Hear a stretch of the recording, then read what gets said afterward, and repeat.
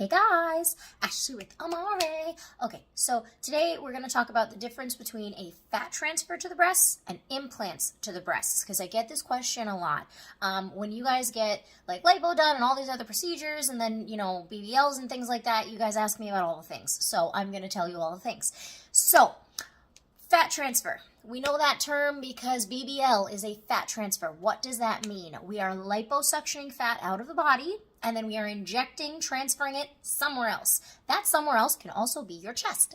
Ta-da! A lot of people think fat transfer and they just think BBL. It's not strictly limited to BBL. You can get fat transferred to your face. You can get fat transferred to your chest. Those are like two of the other main places that I see a lot. So in this video, we are going to talk about the difference between the fat transfer and the implants. We're also going to talk about the difference in the healing time between them, the difference in procedures, and who should be doing what, and why you would want to do it, right? So, I have a lovely article here pulled up from the clevelandclinic.org. If you don't know what the Cleveland Clinic is, they do a lot of really good research. They have a lot of really good articles. They're kind of like my other favorite place, plasticsurgery.org, where I'm always referencing things.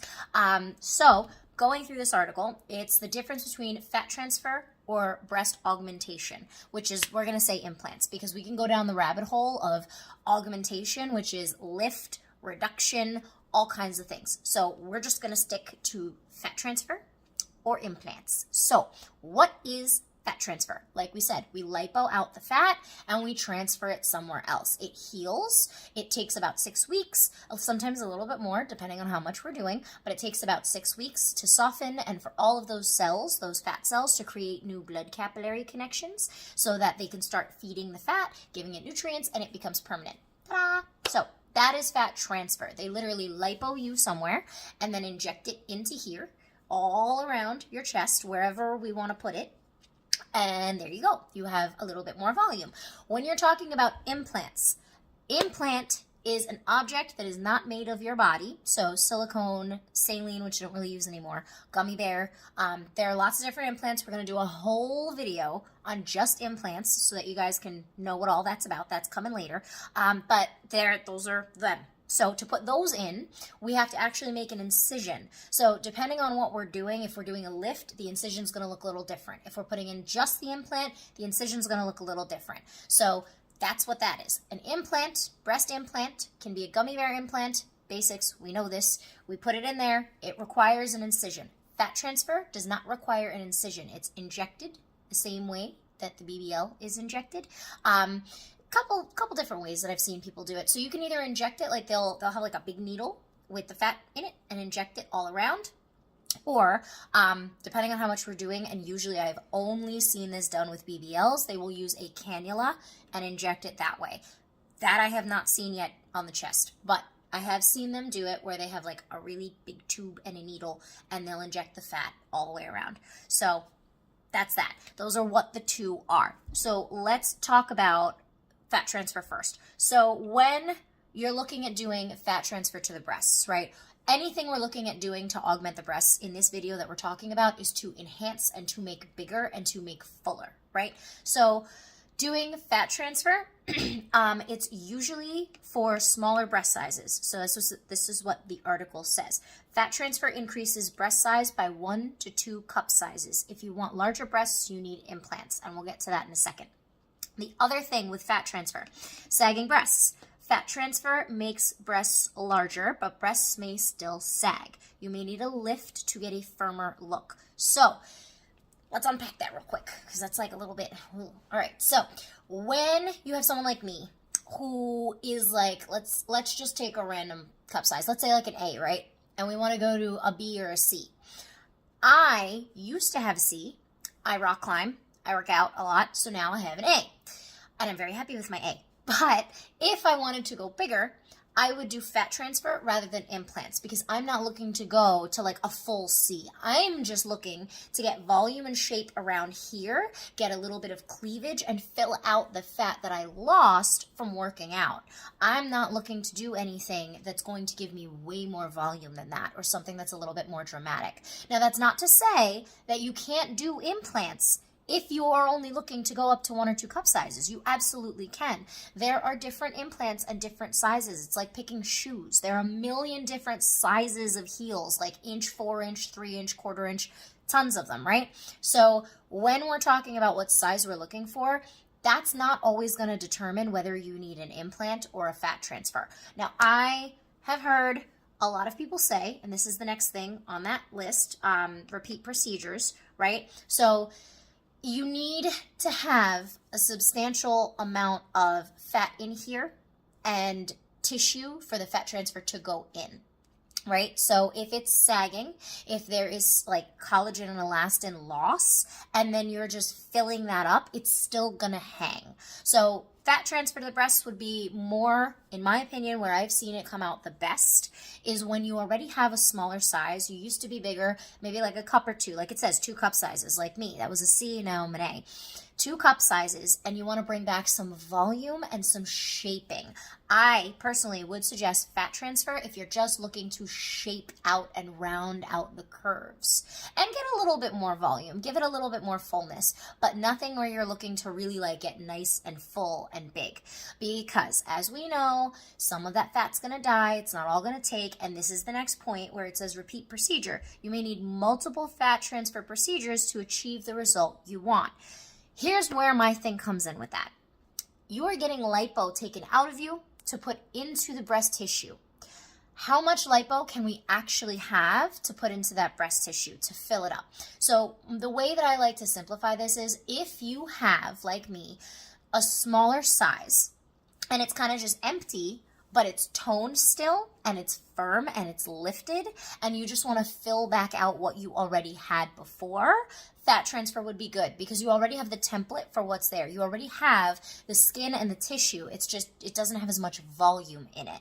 So that's what I would suggest fat transfer for, is a little bit more fullness and shaping, but not a lot of like really big volume. Again, otherwise, if you would like to do that with fat transfer, you're going to need repeat procedures with the actual breast implants. So with that, we have tons of different sizes and shapes and styles. So there's like the teardrop shape where they're teardropped. There's like the big sweetheart shape that you can get, like where they're like higher profile. So it's kind of like they face this way or they face this way, or they're just even all around. We'll do a whole video on that later. But with that, if you're doing that kind of a procedure and putting implants in, if you have the situation where, let's say you've had kids and you have the volume, it's just hanging because of all the skin, then you might want to do just a lift so that we're lifting the skin because you have the tissue in there. There's no tissue loss in there. It could be over time if there's tissue loss. If you lost a lot of weight and there's tissue loss and you have the skin, that's something I would still suggest implants for, because again, you're going to have to do the reduction anyway. You're going to have to make the cut anyway to put in the implants. And then again, you can choose a smaller size implant. It doesn't have to be big. That's kind of the point of a reduction, is to reduce the size. Or maybe you want them back to the way they were and you want them to be full again. You can choose a larger size. So that's that with implants. It does say they need to be replaced every 10 to 15 years. You may need a tissue expander a few weeks before the procedure. Surgical implant balloon stretches the skin on your breast so it can accommodate the implant and increase size. Now, when we're talking about a tissue expander, guys, this is all about what you want. It's all about what you're trying to achieve. So if someone like me wanted like C's, and I don't have a lot of space in here at all, which is why I would do a fat transfer, because it would make them full. They wouldn't be C's, they would probably be like a B, because I don't have a lot of fat to take to begin with, but it would give them that rounded, more curved shape rather than the muscular tone shape that I have now. If we're looking to do something like me, do implants, I would probably need a tissue expander because there is not a lot of space in here at all to put anything except maybe fill back up a little bit of the fat in the skin that's still there. But if you're looking to go up to like a C or even a D, you would need a tissue expander. So tissue expander goes in. They do it a lot after cancer when you don't have any tissue left. It's all been taken out from the cancer. It's a little balloon, like they said. It'll go in there. It'll stretch the tissue over time. So now you have space for the implant you want. Tissue expanders are not always necessary, guys. Just saying. Take everything with a grain of salt. You are all individual. Everybody's body is different. Don't take this as, oh, I'm small, I may need a tissue expander, or oh, I'm small, I'm not going to be able to get implants. That's not what I'm saying. It is an option. I have seen it where we want to go from an A to a D, and we do a tissue expander over time, or we start with smaller implants and 3 years later upgrade to a larger profile implant. That's fine too. You don't always need a tissue expander. Risk for implant hardening or rupturing. We hear all the horror stories. We know that. Severe scarring. Again, risk of reopening and scarring. Breast implant illnesses, things like that. So those are all of the things that come along with breast implants, right? But when you're trying to decide, it's more about what you want. So we can't do as much with the fat transfer as far as the shaping, the volume. It's not going to be as dramatic. That's really what I'm trying to say. So if you're looking for a more natural look, to go with what you have, but enhance it a little bit more, make it a little bit more prominent, a little bit more round, a little bit more even, whatever it is, it's just to gently and naturally enhance what you already have. That would be a fat transfer to the breasts. When you're talking about implants, you're looking to change everything. You're looking to get more volume, a different shape. You maybe do a reduction with that because the skin's sagging. You do a lift to pull the skin up. And again, back to what they said, right? So if we do this, the sagging thing, if we do the fat transfer and we don't do the lift, it's just going to be in the same spot and the same shape, just more. So fat transfer is going to just make what you have here a little bit more, rather than doing implants and a lift that's going to give you that firm volume. If you already don't have that firmness and where they're like up high and they're nice and toned, you may not want to do fat transfer. You may want to do a reduction or a lift and implants. So that's a lot of that. This article has a lot of stuff on recovery, as well as like explaining it a lot more. This is a really great article. Let me see. It is Cleveland Clinic Fat Transfer Breast Augmentation is the name of the article. And it talks about it. And it's got a lot of good links for you guys to learn stuff. So that's pretty great. But when we talk about recovery, so now that we know what it is, now that we know why we should be considering it, what we should be considering, what we're looking at, let's talk about recovery. There is a big difference in the recovery for fat transfer versus implants. So manual lymphatic drainage specialist, post-op specialist, I do all the recovery things. With that being said, I have seen where with fat transfer, we're so not happy because we thought it was going to be way more and it's not, which is why they said repeat procedures. I have seen where we kind of just throw it in just because, and we're like, yeah, if it sticks, it sticks, and we get this nice big curve on top and it looks nice and full and it just fills out the dips. And we're super happy. I have seen implants where we're not so happy and we are happy. One is not better than the other as far as recovery. The recovery is your responsibility. Let's put it into the perspective of BBL versus fat transfer for your hip dips. When you're looking to get a BBL, you're looking to get nice big volume. You're looking to do the whole thing, round it out, nice big volume, maybe like up a couple sizes from where you were before, get some kind of like tissue and fat back there, right? When you're talking about doing a fat transfer to fill out just your hip dips, we're looking for the planes and the places where it's empty, and we want to bring them into symmetry with everything else. So we're just injecting into those places just to give it that little bit of roundness and shape and fill those little dips. That would be fat transfer to the breasts versus implants, which is to full the whole thing everywhere all the way around. So when you're talking about recovery from those two things, you're talking about something that's a little bit minor and something that's a little bit major. Fat transfer, we will have little injections rather than a cut.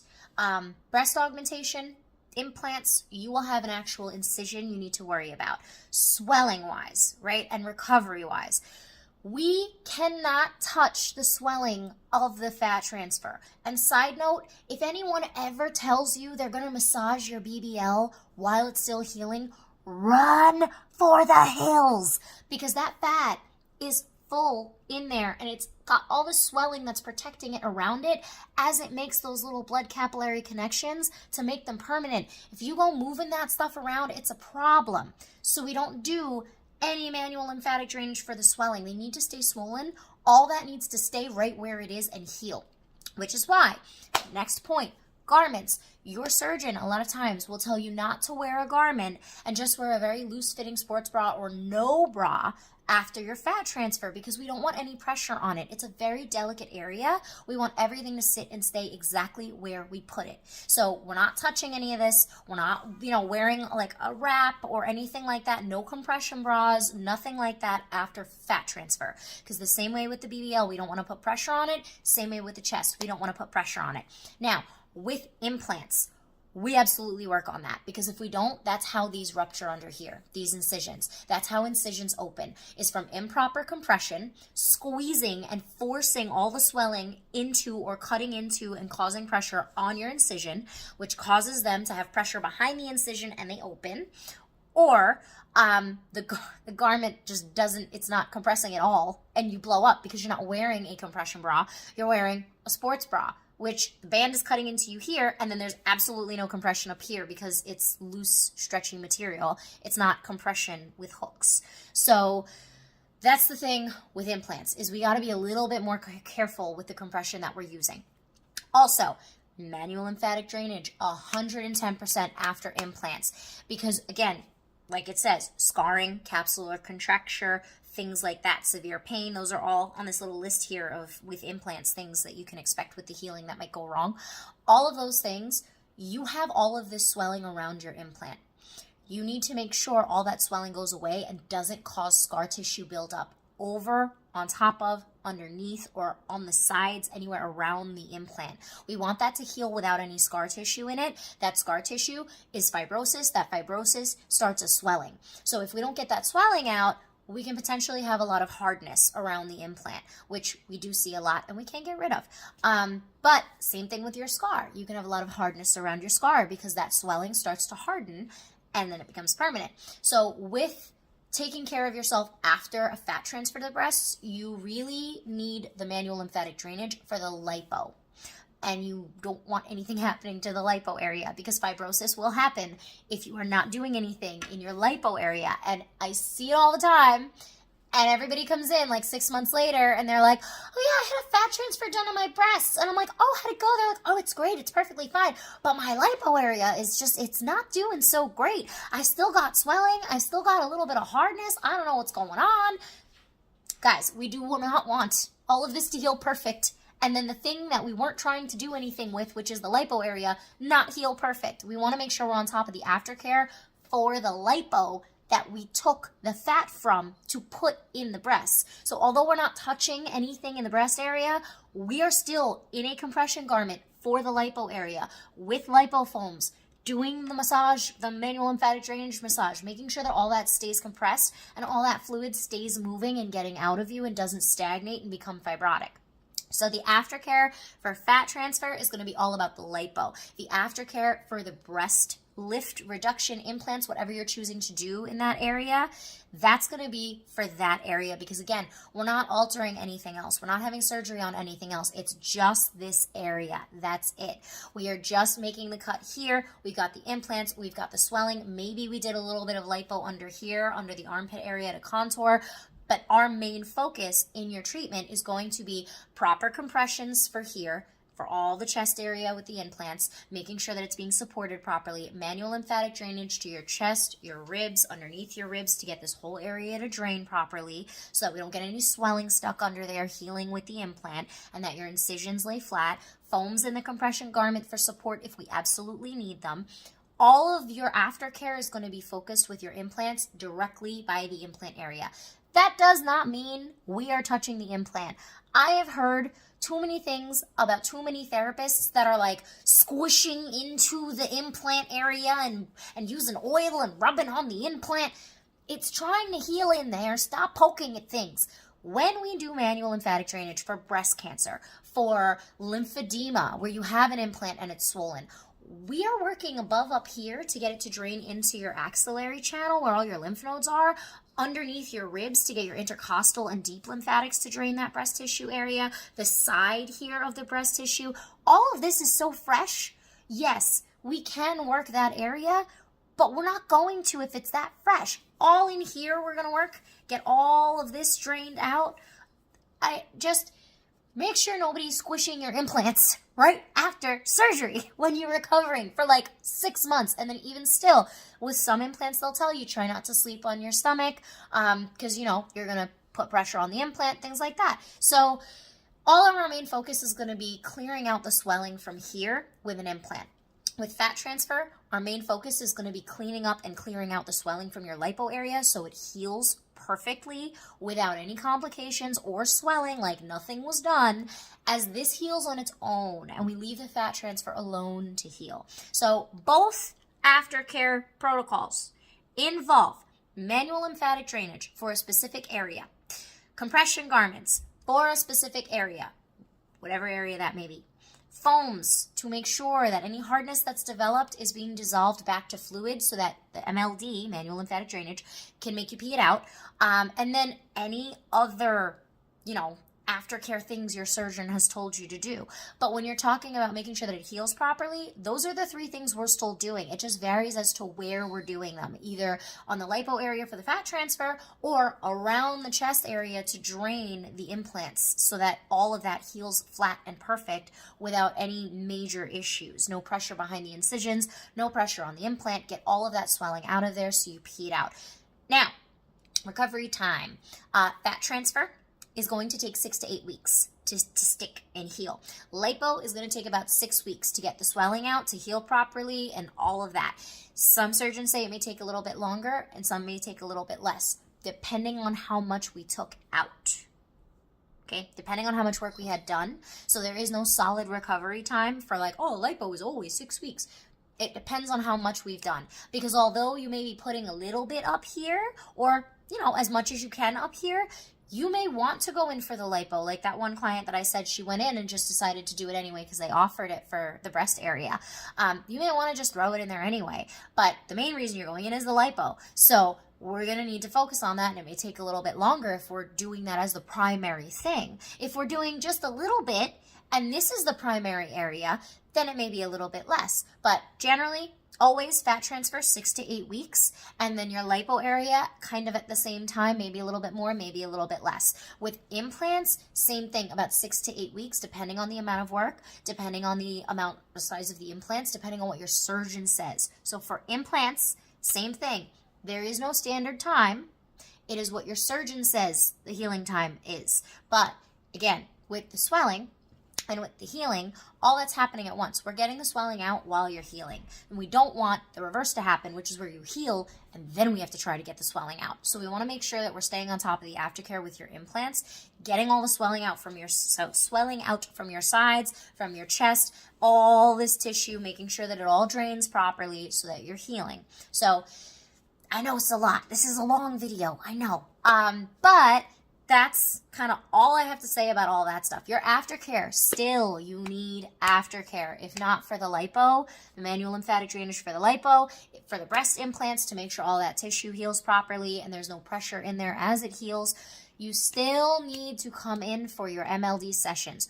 When do we come in for MLD to start getting the swelling out? One, most important thing for any procedure ever, when you are coherent enough to get into my office. Guys, do not come in hopped up on oxys thinking you're going to fall off the table when you're just leaning against it. Wait until you are ready. Your swelling is not going anywhere. It's not, unfortunately and fortunately. So if that means with your lipo area, you got to start a week out, 2 weeks out. If you find this video and you are 6 months out, that's fine. We can still help. We can still take care of it. But do not rush. That is my number one thing. Do not rush into my office, because if you are not comfortable and coherent enough for me to talk to you and for me to find out what's going on, I cannot treat you. So later is not a bad thing. Too soon is a bad thing. After the lipo and fat transfer, some people will come in 48 hours earliest. 48 hours. So once you can get up, get in the car, get to my office, then you can come in. And again, it varies from person to person, right, with how much work we're getting done. But again, earliest, 48 hours. We're not touching anything up here, nothing on the fat transfer area. We're going to be primarily focusing on the entire time your lipo, and that's it. With a breast augmentation, usually about a week and a half, 2 weeks. Why? You have stitches. You need to go in for your follow-ups with your surgeon. You need to get cleared from your surgeon. So it can be sometimes sooner. Like I said, it can be in that first week, but a lot of times it's usually like 2 weeks. Now, if, and I've seen this, you are getting a lot of work done up here and you have drains, if it's a huge reduction and implants and you have drains, they might make you want to wait until those drains come out. Usually that's with a reduction and implants, like we're doing a lot. If it's just implants, anywhere in like week 1 to 2 is when you should start. And just, just for funsies, guys, you should be getting, with what we're talking about in this video, I'm talking strictly about manual lymphatic drainage massage. No oils, no lotions, no rubbing, none of that. We are literally going to just be placing the hand, stretching the skin, and guiding the lymphatic pathways. That's it. We are dilating and opening the lymphatic pathways all around the chest area. That's it. We are not rubbing, we're not digging, we're not moving everything around. None of that. No. You need to find MLD, Vader, V-O-D-D-E-R, Vader style, manual lymphatic drainage, especially when it comes to the breast implants. You do not want anyone pushing fluid, trying to push things, and then all that swelling, because it's just one big bag of water, winds up sitting in that implant area. That is so dangerous pressure-wise for your incisions. No oils, no lotions, no deep pressure, manual lymphatic drainage. So when I talk about when you can start, that's what I'm talking about. I think that's pretty much it for this video. I know that was a lot of information. So wrap it up, nice little pretty bow, real quick. Fat transfer is where they liposuction fat from one area and put it into your breast area to fill out the dips and the divots. It can go anywhere from 1 to 2 cup sizes that they can fill you up. Prerequisites for that, you need to make sure you have good tone and it's not a lot of loose skin. Otherwise, that fat transfer is just going to sag in there. So having a good shape. Fat transfer is for enhancing the shape you already have. It's for filling out what's already there. It's adding fat to the existing tissue. Healing time for that, 6 to 8 weeks. Again, don't forget the lipo part of it. We got to work on healing for that too. Garments, you will not need a garment for your fat transfer area. You will need a garment and lipo foams for your lipo area.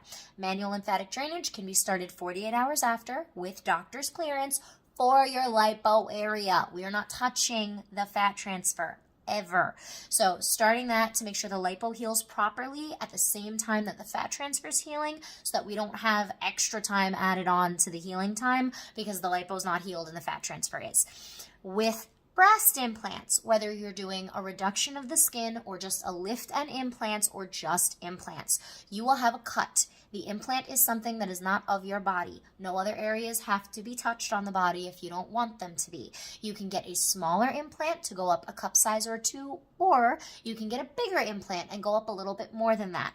Implants can change the shape and the size and the volume. You have a little bit more room to be creative with what you're looking for with an implant. Implants will involve scars. They do need to cut to put you in. If you're doing a reduction, the scars will be different than if you're just doing the implant, which will be different than if you're doing a lift. So just know that you will have incisions to deal with an implant.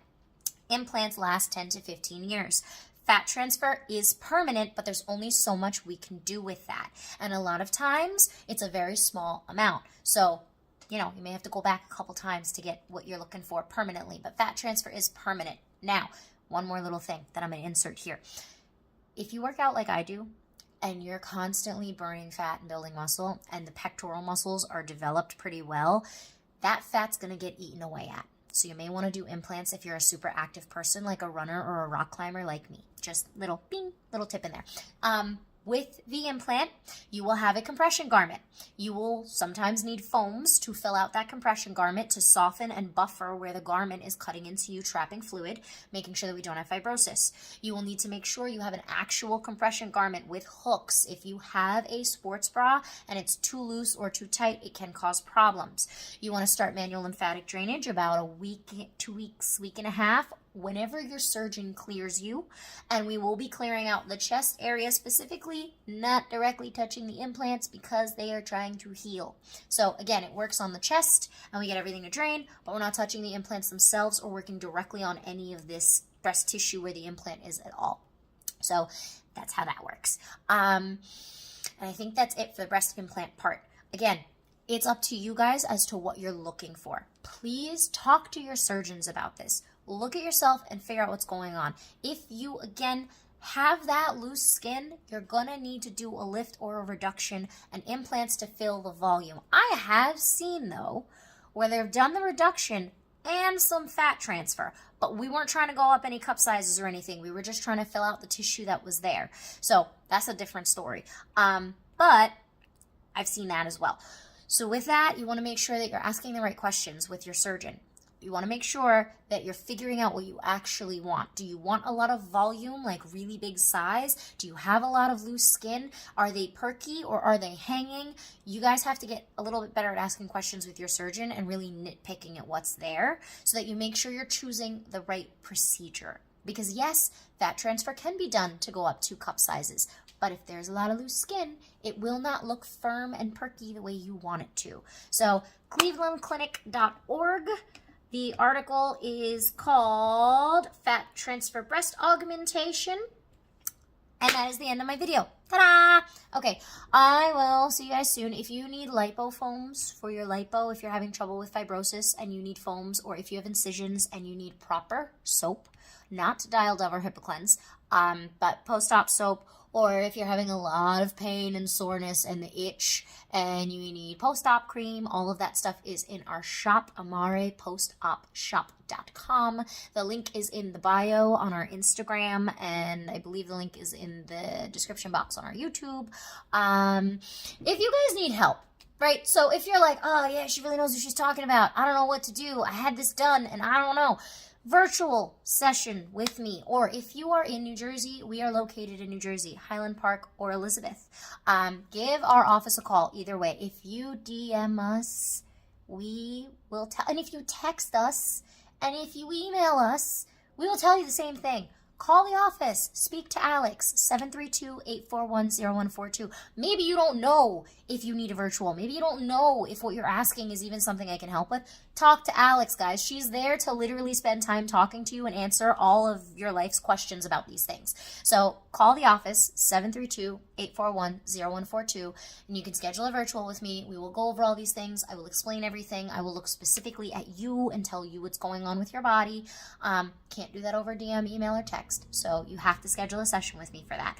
But call the office one more time, 732-841-0142, and my lovely happy Alex will be able to help you out and point you in the right direction.